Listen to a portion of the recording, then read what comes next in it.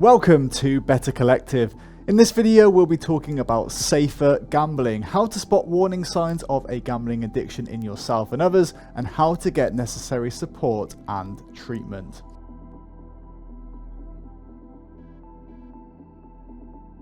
Safer or responsible gambling is a phrase commonly used in our industry to limit the risks associated with problem gambling. Licensed gambling operators are required to offer various tools to players so they have full control over their gambling behavior. But firstly, let's take a look at some of the most common tools you can use to stay safe and in control of your gambling habits.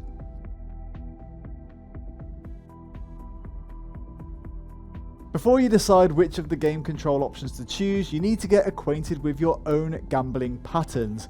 Regularly taking some time to reflect on your gambling behavior can be an effective way of making sure that gambling remains a fun activity, which then doesn't lead to gambling-related harm. Online gambling websites usually provide access to your account activity, which means you are able to see when you have gambled, how much money you have spent during a gambling session, how often you have logged in, and how much time you're spending on the site. Being aware of your gambling behavior allows you to control your play based on your activity, so don't hesitate to check the stats. There are also self-assessment tools to help you understand the effects of your gambling behavior.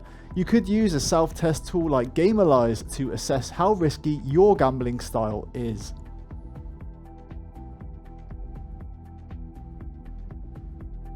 Once you're aware of your gambling patterns, you can then control the way you gamble online by setting spend and/or time limits.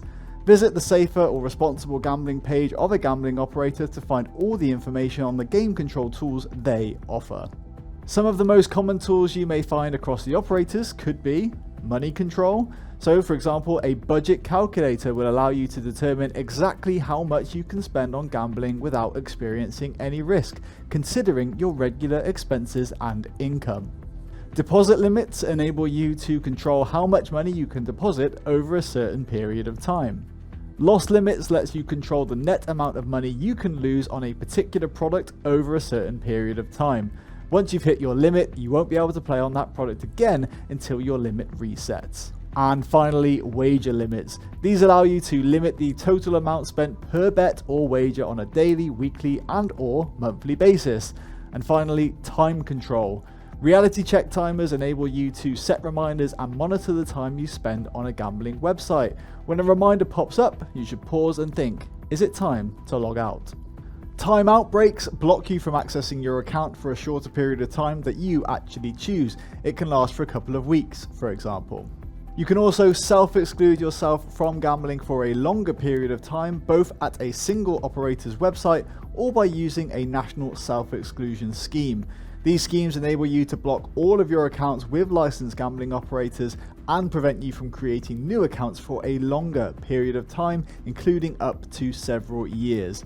Now, more information on the national self-exclusion mechanisms can be found in the description of this video.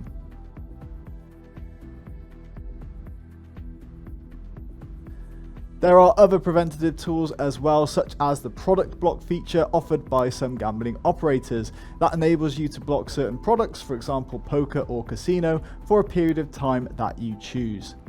And finally, you can also install software that blocks all gambling sites and apps on all of your devices. Some of these, for example, are Gamban.com, Gamblock.com, Betfilter.com, and Betblocker.org. And you can also block or freeze gambling transactions at your bank. Some banks allow customers to block gambling transactions or even freeze cards so you're not able to spend money at gambling operators. Check with your bank to see if this can be an option for you. Now, despite the available tools, some players can experience some form of problematic gambling behavior. So now let's explore what problem gambling actually is, how to spot it, and where to find help.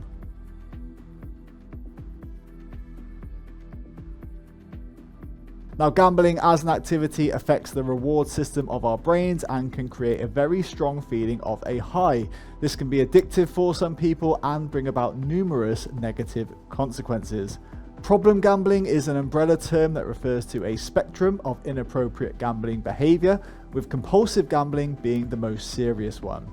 It's a behavioral addiction that is characterized by a pattern of persistent or recurring gambling, manifested by impaired control over gambling, increasing priority given to gambling over other life interests, and finally, continuation or escalation of gambling despite the occurrence of negative consequences in life.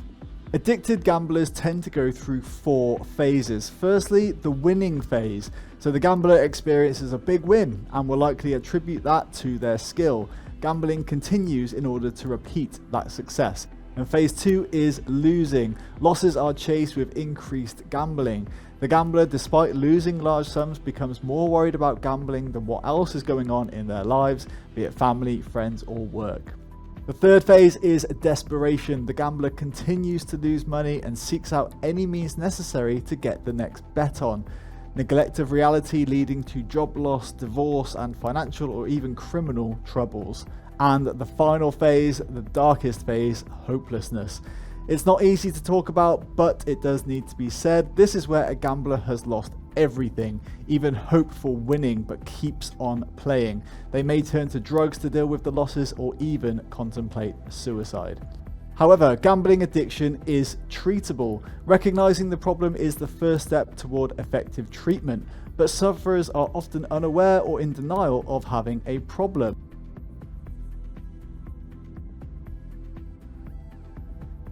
So what are the warning signs? Well, there are signals that may warn you about your gambling not being about entertainment anymore.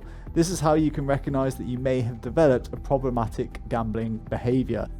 You increase the number of days or daily time that you spend on gambling. You gamble with increased amounts to achieve the desired excitement.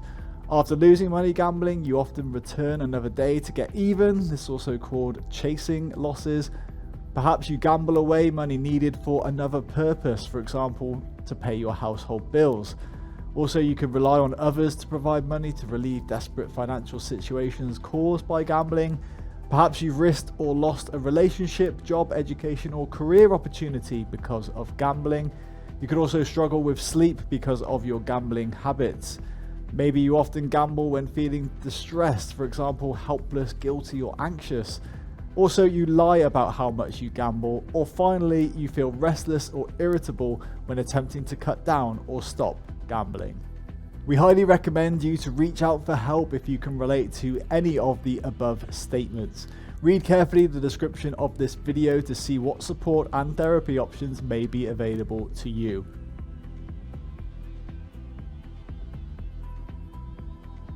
Problem gambling is sometimes referred to as a hidden addiction because it can be present without any physical signs. Many people who suffer from gambling harms will go to great lengths to hide their behavior due to feelings of shame and guilt. This is why it's particularly important to pay attention to warning signs that signal that your close one might be suffering and is in need of help. Here are some telltale behavioral signs. First of all, the person talks about gambling all the time. They're also less willing to spend money on things other than gambling. Perhaps they cheat or steal to get the money to gamble or pay debts. They could also run into legal problems related to gambling. They also neglect personal responsibilities. Perhaps they stop doing things that he or she may have previously enjoyed. They miss events, for example. They could also start ignoring self-care, work, school, or family tasks. And perhaps they also have conflicts over money with other people. There are also emotional signs, so they can be withdrawn from family, colleagues, or friends. They also seem distant, anxious, or have issues paying attention. You could also run into mood swings or sudden outbursts of anger, or the person may complain about boredom or restlessness, and perhaps they even seem depressed or suicidal. Then there are also financial signs to be aware of, so they frequently borrow money or ask for salary advances, for instance. They could also take a second job without a change in their usual finances, or they cash in on savings accounts, pensions, or insurance plans. Perhaps they could also alternate between being broke and then flashing the cash. Family members could also complain that valuables and appliances are disappearing or money is missing from bank accounts or even a wallet. So if you spot these signs, in order to provide help, you should read more about problematic gambling behavior and listen to stories from people who have dealt with this problem. This will help you understand what your close one is going through.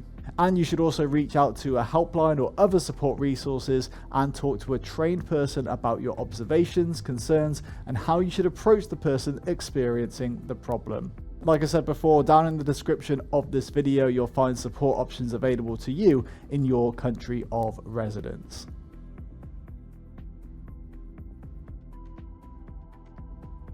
In the end, we want to repeat that the most important thing you can do as a gambler is to prevent problem gambling from developing in the first place. Now, here are some short tips on how to stay safe when gambling. Tip number 1, don't think of gambling as a way to make money. Tip number 2, only gamble with money you can afford to lose. Tip 3, never chase your losses. Tip number 4, set a money limit in advance before you play. Tip 5, set a time limit in advance, and when time's up, quit. Tip 6, take frequent breaks. Tip number 7, don't gamble when you're depressed or upset. Tip number 8, make sure gambling isn't your only pastime. And tip number 9, don't gamble when you drink or use drugs. Thanks for watching this guide to safer gambling. Remember, more tools and information can be found through the links in the description below this video. Good luck with safer gambling.